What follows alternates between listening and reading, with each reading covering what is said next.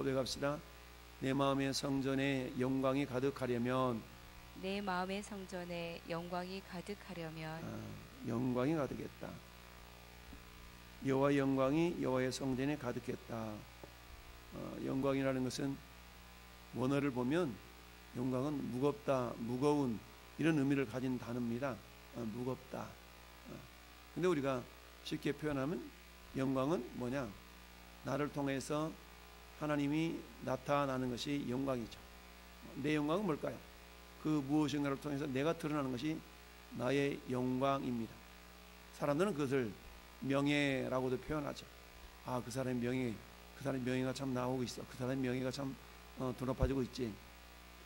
사람은 자신의 영광을 드러내기를 원하죠. 그 인간의 본능 아니겠어요? 요한일서 2장 16절에 이생의 자랑, 육신의 정욕, 안목의 정욕, 그 가운데 이생의 자랑이라는 것이 뭐예요? 결국 자기 자신을 드러내고 싶어하는 인간의 본성, 본능이죠. 그 이생의 자랑이라는 것이 결국 나를 막 높여내기를 원하고 높여줬으면 좋겠고 내가 막 드러났으면 좋겠고 이거 아니겠어요? 이건 다른 말로 말하면 자신의 영광을 구하는 거죠. 근데 하나님은 우리를 통해서 네 영광 말고 내 영광을 드러내라 라고 말씀하시죠. 왜냐? 내가 내 영광을 드러내는 데는 한계가 있지만 하나님은 나를 높여주신 데는 한계가 없기 때문이죠. 그래서 너희는 먼저 그의 나라와 그의 의를 구하라는 말씀은 항상 우리 삶의 모토가 되어야 될 줄로 압니다. 자, 하나님의 영광이 나를 통해서 나타나려면, 즉 나를 통하여 하나님 되심이 나타나기 위해서는 어떻게 될 것인가? 오늘 본문은 솔로몬이 성전을 완공하고 그리고 시온성이 있었던 여호와의 언약궤를 이제 자기가 지은 그런 성전으로 옮기는 그런 과정, 그런 일을 나타내고 있습니다. 그런데 우리 1절에 보면 솔로몬이 여호와의 언약궤를 다윗성 곧 시온에서 메어 올리고자 하여 이스라엘 장로와 모든 지파의 우두머리 곧 이스라엘 자손의 족장들을 예루살렘에 있는 자기에게로 소집했다라고 말씀합니다. 보통 우리가 다윗과 솔로몬을 통일 왕국의 왕이다, 통일 왕국을 이룬 위대한 왕이다라고 인정합니다. 물론 이스라엘 초대 왕은 사울 왕이었지만 사울 왕을 통일 왕국의 왕이라고 칭하지는 않습니다. 그건 왜 그럴까요? 사울 왕 시대 때는 여전히 가나안 땅에 남아있던 그 가나안 거주민들, 가나안 원주민들이 이스라엘이 이스라엘 되지 못하게 하는 그런 방해 세력들이 여전히 남아있었기 때문이죠. 여러분, 우리가 평화, 안전 이런 단어가 요즘 특별히 대두가 되지 않습니까? 후쿠시마 오염수니 처리수니 하면서 왜 그걸 내어 붓느냐, 이게 전부 다 뭐가 연관이 되어 있어요? 자신의 안전과 연관이 되어 있죠. 안전이 담보되지 않는 상태에서의 평화는 있을 수가 없다. 그러니까 우리나라가 남북으로 분단된 현실 속에서 흔히 여러 가지 표현을 하죠. 평화, 전쟁보다 평화가 낫다. 이런 말이 맞는 것 같지만 또 꼭 맞는 것만은 아니죠. 왜요?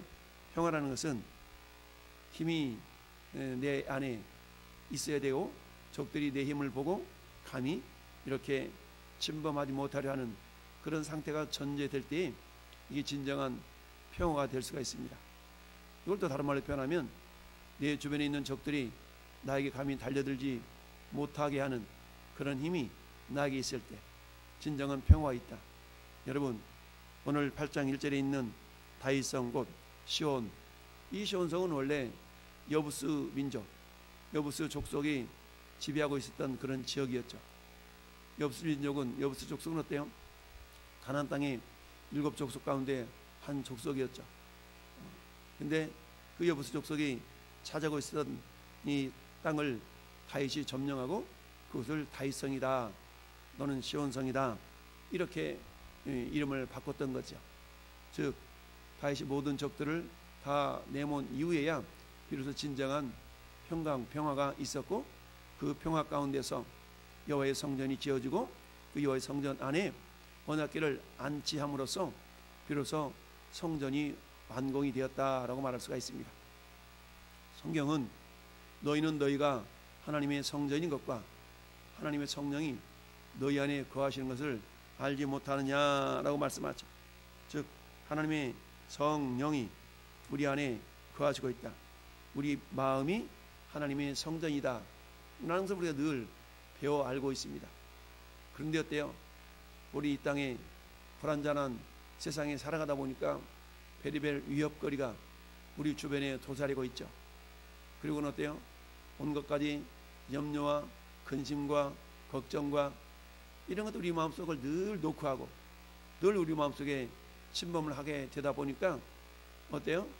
우리 마음에 샬롬, 평화가 임해야 되고 평강이 임해야 되는데 그렇지 못하는 경우가 많이 있죠. 그래서 예수님은 요한복음 14장 마지막 절 33절에서 이렇게 말씀하고 있습니다. 너희는 마음에 근심하지 말아라. 이것을 너에게 이르는 것은 너희로 내 안에서 평안을 누리게 하려 함이라. 샬롬을 누리게 하게 한다는 얘기죠. 이 샬롬이라는 것은 헬라어로 말하면 에이레네라고 했죠. 에이레네 이런 단어라고 했죠. 세상에서 너희가 환난을 당하나 담대하라. 내가 세상을 이겼느니라. 즉 세상의 주인은 우리 주님이시죠. 하나님이시고 예수님이시죠. 성령님이시죠. 그러니까 이것을 뭐하고 믿고 그 주님을 내 안에 온전히 모셔드린 사람의 심령 상태는 어떤 상태가 되어야 돼요? 평안의 상태가 되어야 되죠. 그런데 마귀는 어떤 자요? 속이는 자요 거짓의 아비라고 그랬죠. 거짓의 아비인 마귀는 야, 하나님이 네 안에 어디 있다고 그래. 자꾸 우리로 하여금 주님이 나와 함께 하심을 부정하게 하고 부인하게 하고 이런 방해를 하는 것이 사단의 전략이죠. 왜 그럴까요? 우리 안에 하나님의 성전인데 하나님의 성전은 성령님이 내 안에 내주에 계시죠. 그 성령님은 평안의 영이시고 샬롬의 영이시죠. 그런데 내 마음속에 평안을 이루지 못하도록 온갖 가지 상념과 생각과 이런 것을 자꾸 집어넣어주는 겁니다. 요한복음 13장 2절에 가룟 유다의 마음에 마귀가 벌써 예수를 팔려는 생각을 넣었다 라고 말씀하잖아요. 그러니까 마귀는 우리 마음 가운데에 생각을 통해 역사하는 겁니다. 어떤 생각이요? 안 된다는 생각, 부정적인 생각, 원망의 생각, 이런 어떤 불안한 생각 이런 것들 다 전부 넣어주니까 내 마음에 뭐가 안 이루어져요? 샬롬이 안 이루어져요. 그러면 샬롬이 이루어지기 위해서는 어때요? 내 대적들을 내가 물리쳐 낼 수 있어야 되겠죠. 근데 그것은 내 힘으로 되는 것이 아니고 이미 우리 주님이 말씀하신 것 같이 너희는 세상에서 환난을 당하나 외적인 환난이 있어요. 근데 외적인 환난을 어때요? 내 내적인 성전에까지 그걸 가지고 들어오지 말라라는 얘기죠. 여러분 우리 요한계시록 강의를 통해서 우리 조성호 원로 목사님의 강의를 통해서 우리 들려진 내용이 뭡니까? 일곱 나팔 재앙이 이렇게 나타나고 있지만 성도들에게는 재앙이 아니라 뭐라고 그랬어요? 그건 고난이다 라고 했죠. 재앙과 고난은 어때요?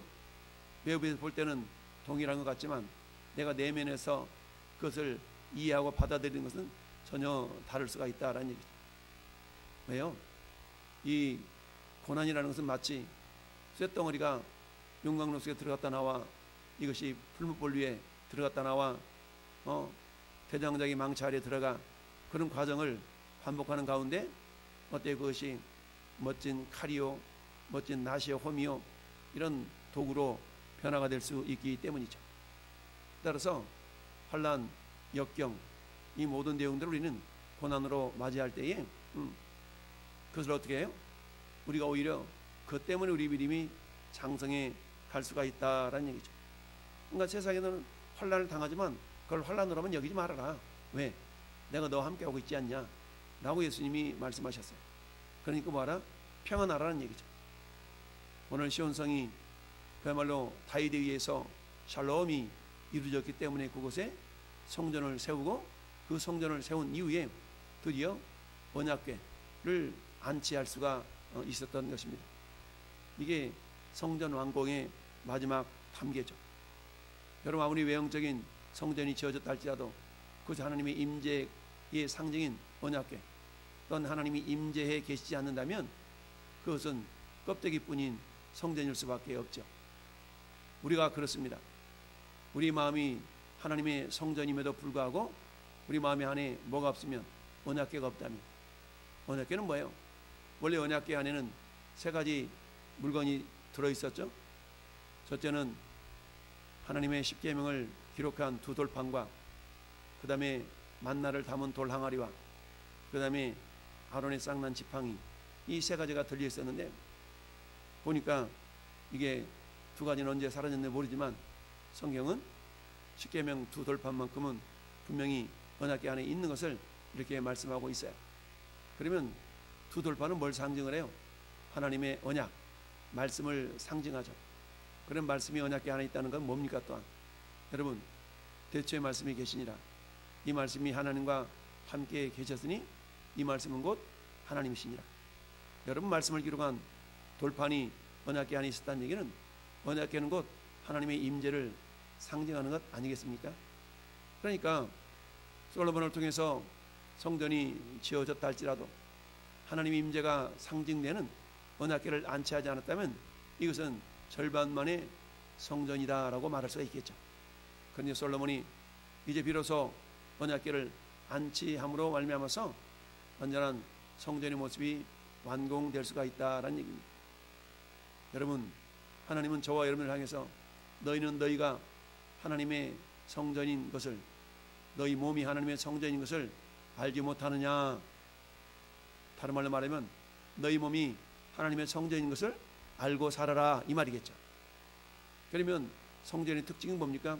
하나님의 임재입니다. 하나님의 임재, 즉 하나님이 하나님 되심이 나타나는, 즉 오늘 마지막 11절에 있는 말씀처럼 하나님의 영광이 성전에 가득했다라는 겁니다. 여러분, 이스라엘 백성들이 광야 40년 동안 누리 방황할 때에 하나님 그들과 함께 하셨잖아요. 그들과 함께, 즉 임재하셨다는 얘기죠. 그들과 함께 하신다는 증거가 뭡니까? 성소에 있던 지성소 위에 낮에는 구름 기둥으로, 밤에는 불 기둥으로 하나님이 그들과 함께 계심을 나타내셨던 것이죠. 이게 이제 예루살렘에 정착하면서 성막이 성전이 되고, 그리고 이제는 어때요? 그 언약궤를 옮길 필요가 없이 이제 성전 안에 안치함으로 말미암아서 오늘 말씀에 보이는 것처럼 여호와의 영광이 여호와의 성전에 가득하였다. 즉 하나님께서 구름으로 상징되는 그 임재의 모습을 그야말로 제사장들과 백성들에게 보여주셨다라는 얘기죠. 이처럼 이스라엘 백성들은 하나님의 임재를 그들은 느낄 수가 있었잖아요. 불기둥, 구름기둥, 이처럼 그것으로 말미암아 느낄 수가 있었던 것처럼, 몰라 그러면 저와 여러분들은 무엇으로 하나님의 임재, 즉 하나님의 영광을 나를 통해서 나타나며 내가 느낄 수가 있을까요? 하나님이 영광이 나타나고 있어. 여러분, 말씀이 곧 하나님이시기 때문에 여러분 나를 통해서 나타나는 건 다름이 아니라 하나님의 말씀이어야 된다라는 얘기죠. 너희가 먹든지 마시든지 무엇을 하든지 하나님의 영광을 위하여 하라. 즉 우리는 평상시에 우리의 대화 속에서 주된 주제거리가 뭐가 해야 될 것인가? 그것은 뭐예요? 내 안에 있는 것이 겉으로 나오잖아요. 그러니까 우리의 주된 주제는, 말씀의 주제, 대화의 주제는 하나님의 말씀이 된다. 예수 그리스도여야 된다라는 얘기죠. 왜요? 사람은 그 쌓은 선에서 선한 것이 나고 쌓은 악에서 악한 것이 난다. 즉 내 마음속에 채워진 것이 우리 입으로 행동으로 나타날 수가 있다라는 얘기죠. 그럼 나를 통해서 하나님의 영광이 나타난다는 얘기는 달리 표현한다 그러면 말씀이 드러나야 된다는 얘기고요. 근데 그 말씀은 그야말로 입으로만 나타나는 말씀이 아니라 우리의 삶의 모습으로 나타날 수 있어야 된다라는 얘기죠. 이것을 마태복음 7장에서는 나더러 주여 주여 하는 자마다 다 천국에 들어가는 것이 아니요 하나님의 뜻대로 행하는 자라에 들어간다라는 얘기죠. 이것은 뭘 말씀합니까? 언행일치, 즉 말로는 말씀을 말하고 있지만 내 행동으로 그 말씀이 나타나지 않는다면 이것은 마치 솔로몬이 성전을 지어놨는데 언약궤를 안치시키지 않는 그런 절반의 성전에 불과한다라고 볼 수가 있습니다. 따라서 하나님의 영광이 전예배를 통해 나타나기 위해서는 어때요? 하나님의 말씀이 우리 마음 가운데 채워질 수 있어야 된다라는 얘기죠. 그래서 우리 이처럼 새벽을 깨워 말씀 앞에 서 있는 거 아니겠어요? 말씀이 곧 하나님이시기 때문에 여러분, 우리 주변에는 여전히 하나님의 말씀을 내 안에 채우지 못하도록 방해하는 방해 세력들이 있다. 마치 다윗이 다윗성으로 이루었던 그 시온성, 그 시온성이 이전에는 여부스 족속이 차지하고 있었던 땅이었다. 근데 그 적들을 물려쳐내고 비로소 그곳에 샬롬이 임하니까 성전을 지을 수 있는 근거가 되었고, 그 성전 안에 말씀의 궤, 언약궤를 또한 안치함으로 온전한 성전이 완공이 되어졌다. 근데 오늘날에는 그 성전이 우리의 몸이기 때문에 우리 몸이 껍질로서 외형으로서만 성전이 아니라 솔로몬이 언약궤를 안치함으로 말미암아 온전한 성전을 이루어 갔던 것처럼 전 여러분들 10년 가운데 하나님의 말씀을 가득 채워서 온전한 하나님의 성전, 즉 날마다 주님이 나와 함께하고 계심을 늘 우리가 내 스스로가, 내 자신이 느낄 수 있어야 되겠죠. 주일만 예배당에 찾아나와 썬데이 크리스찬이 아니라, 비록 내가 주일 하루만 하나 앞에 나온다 할지라도 매일매일의 삶의 현장이 주님과 함께하는, 즉 말씀을 의지하고 말씀에 순종하고 말씀을 부여잡고 말씀이 나를 인도해가는, 주의 말씀은 내 발의 등이요 내 길의 빛이다 라는 시편 119편 105절의 말씀처럼 오늘도 우리가 주님의 말씀을 쫓아 행함으로 말미암아서 주님이 우리를 위하여 우리의 대적들을 이미 다 물리쳐 주셨습니다. 너희는 담대하라, 내가 세상을 이겼노라 하신 그 요한복음 14장 33절의 말씀이 늘 우리 마음속에, 머릿속에, 생각 속에 가득 차서 어떠한 대적들이 우리를 괴롭힌다 할지라도 그걸 통해서 오히려 우리의 믿음이 비 온 뒤에 땅이 굳어지는 것처럼 우리의 믿음이 견고해져서 우리를 통해 날마다 주님이 주님 되신, 즉 하나님의 영광을 드러내는 생명의 통로요 영광의 통로로 오늘 하루도 살아낼 수 있기를 예수님의 이름으로 축원합니다. 아멘.